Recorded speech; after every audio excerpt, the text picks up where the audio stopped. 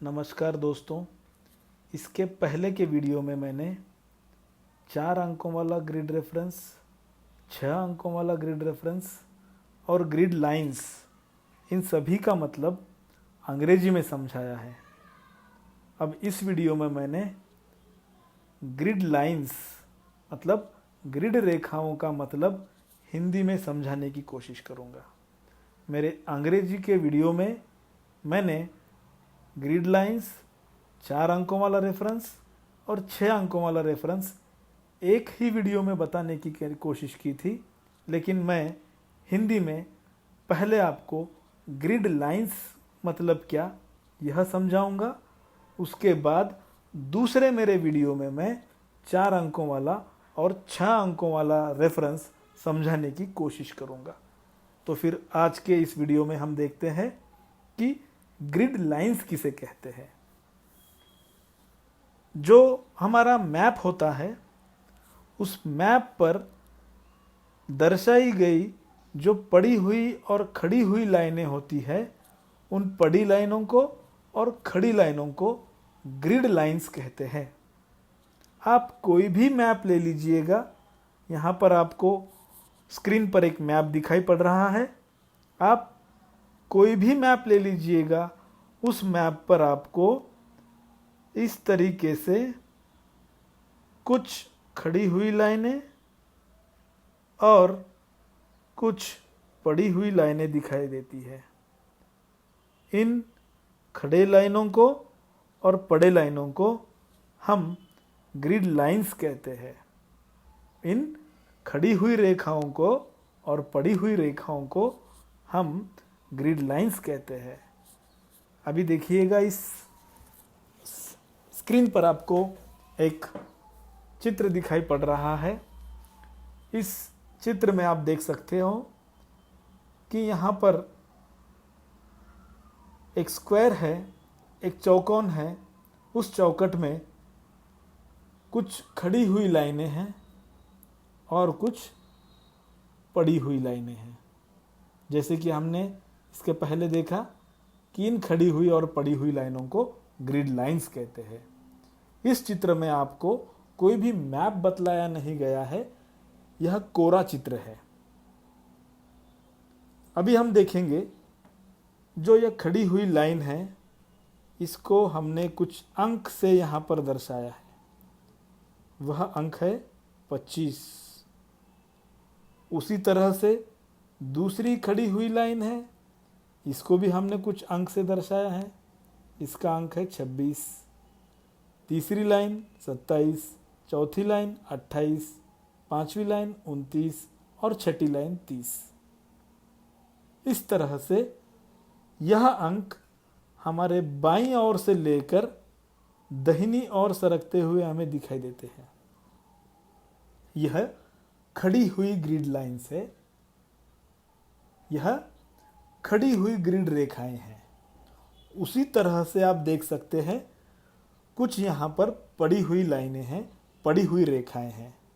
उन पड़ी हुई रेखाओं को भी यहाँ पर अंकों से दर्शाया गया है। यहाँ पर यह पड़ी हुई लाइन है 52, दूसरी पड़ी हुई लाइन है 53 नंबर की, तीसरी पड़ी हुई लाइन है 54 नंबर की, पांचवी पड़ी हुई लाइन है 55 नंबर की, उसी तरीके से 56 और 57 नंबर की लाइन है।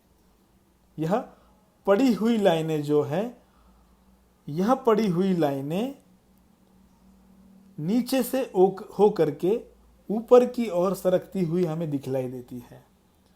पहली लाइन 52 नंबर की, दूसरी लाइन 53, तीसरी लाइन 54, चौथी लाइन 55, पांचवी लाइन 55 और छठी लाइन 56। मतलब नीचे से हो करके ऊपर की ओर यह लाइनें सरकती हुई हमें दिखलाई देती है। इस तरीके से हर एक मैप में कुछ खड़ी लाइनें होती हैं, जो लाइनें हमारे बाईं ओर से लेकर दाहिनी ओर सरकती हुई दिखलाई देती हैं, और कुछ पड़ी हुई लाइनें होती है जो लाइनें नीचे से होकर के ऊपर की ओर सरकती हैं। अभी हम देखेंगे इन लाइनों को, जैसे कि जो हमारी खड़ी हुई लाइनें हैं, उन खड़ी हुई लाइनों को अंग्रेजी के ईस्टिंग लाइन के नाम से जाना जाता है। यहां पर लिखा हुआ है ईस्टिंग लाइंस। यह खड़ी हुई लाइनें ईस्टिंग लाइन के नाम से जानी जाती है। इन्हें ईस्टिंग लाइन क्यों कहते हैं, यह हम जानने की कोशिश करेंगे। हमें दिशाओं का तो ज्ञान है। दिशाएं जब हम देखते हैं तो हमारे बाईं ओर जो दिशा होती है उसे हम वेस्ट कहते हैं, और जो दाहिनी ओर जो दिशाएं होती है उस दिशा को हम ईस्ट कहते हैं। कोई भी मैप पे आपको यह दिशाएं पता चलती हैं। अभी देखना, हमारे खड़ी हुई लाइनें, खड़ी हुई रेखाएं जो कि बाएं से हो करके दाहिनी ओर जाती है, मतलब जो रेखाएं वेस्ट से हो करके ईस्ट की ओर जाती है, उन रेखाओं को हम ईस्टिंग लाइन कहते हैं, क्योंकि वह रेखाएं ईस्ट की ओर सरकती है। जैसा कि हम यहाँ पर बता सकते हैं, यह खड़ी लाइन, यह दूसरी खड़ी लाइन, यह तीसरी खड़ी लाइन, यह चौथी खड़ी लाइन। उसी तरीके से आगे की ओर यह लाइनें सरकती हुई जाती है, इसलिए हम इन लाइनों को ईस्टिंग लाइन कहते हैं, क्योंकि ये लाइनें वेस्ट से होकर के ईस्ट की ओर सरकती है। अब हम पड़े हुए लाइनों के बारे में यहाँ पर जानकारी लेंगे। पड़े हुई लाइनों को अंग्रेजी में नॉर्दिंग लाइंस कहते हैं। जब कि हम मैप रीडिंग में यह शब्द हम पढ़ते हैं तो वहाँ पर हम कंफ्यूज हो जाते हैं। अंग्रेजी में इन पड़ी हुई रेखाओं को, इन पड़ी हुई लाइनों को नॉर्दिंग लाइन कहते हैं। यहाँ पर आप देख सकते हो नॉर्दिंग्स। इसका मतलब हमने पहले जो देखा है कि पड़ी हुई लाइनें नीचे से हो करके ऊपर की ओर सरकती है।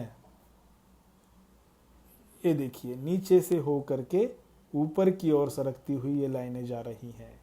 मतलब जैसे कि हमें दिशाओं का ज्ञान है, नीचे की ओर दक्षिण होता है, मतलब साउथ होता है, और ऊपर की ओर नॉर्थ होता है।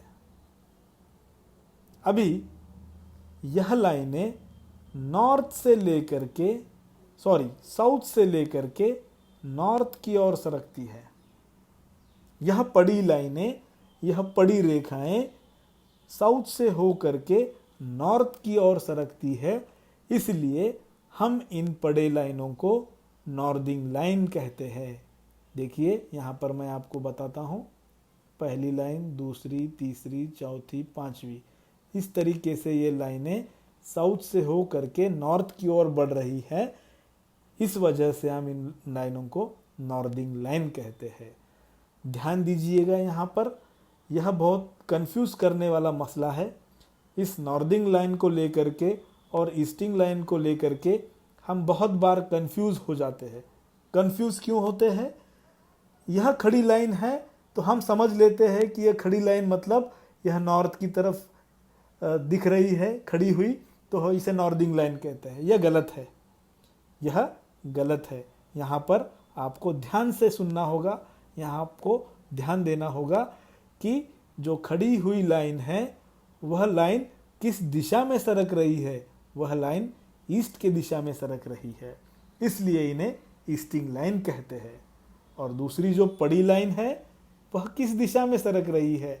वह लाइन नॉर्थ की दिशा में सरक रही है, इसलिए इसे हम नॉर्दिंग लाइन कहते हैं।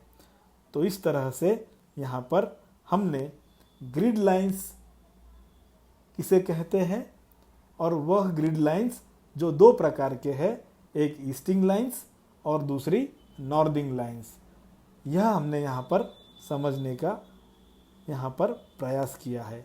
मेरे अगले लेक्चर में, अगले वीडियो में मैं आपको समझाऊंगा कि 4 फिगर ग्रिड रेफरेंस और 6 फिगर ग्रिड रेफरेंस क्या होता है। इन ग्रिड लाइनों की मदद से हम 4 फिगर ग्रिड रेफरेंस और 6 फिगर ग्रिड रेफरेंस किस तरह से खोजते हैं, यह हम अगले वीडियो में देखेंगे। धन्यवाद।